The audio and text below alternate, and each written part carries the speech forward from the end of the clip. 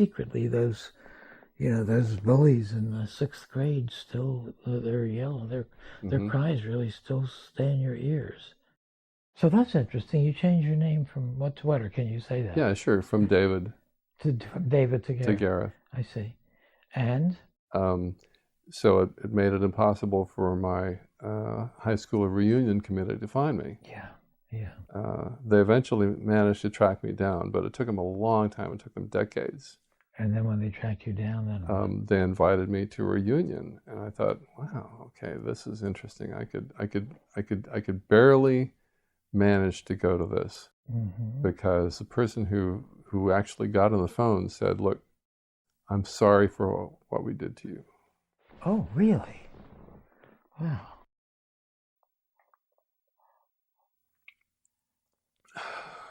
And so I went. Wow, and what a moment. Really, just out of the blue on the telephone. God, it's very moving.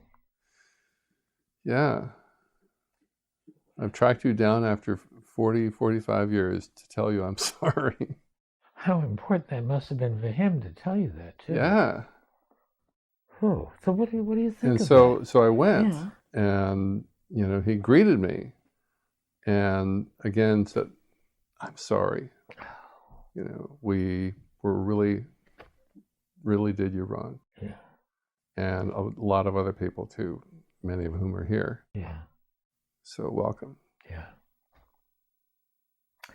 Huh.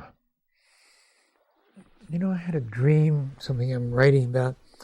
It was riding my bicycle up and down, and there was a girl that I used to call out to. She had acne all over her face. I used to call out, "Hi, measles," because I thought I was just greeting her. Right. And then the dream showed me her father kind of appearing.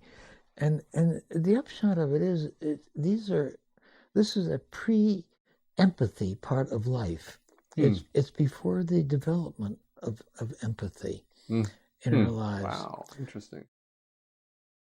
So one thing that really strikes me about some of those final segments had to do with self-disclosure, and there were a couple different types of self-disclosure that we saw, and that's something that you've been a proponent of for so long in your writings.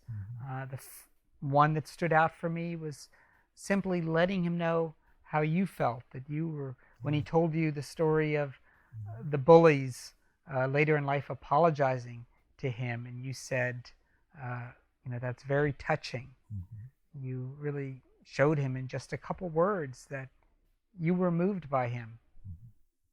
And another piece of that was you really found out about an important aspect of his growing up, being bullied by kids, and that just makes me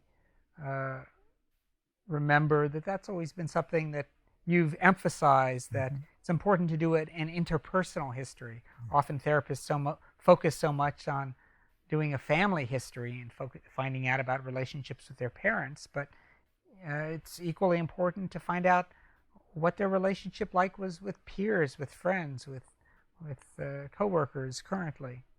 If I want to get a feeling, a good sense of what kind of life people live, what they're really like, I always will do a exploration of who they meet during the day, what kind of close friends they have, what their history of friendships are.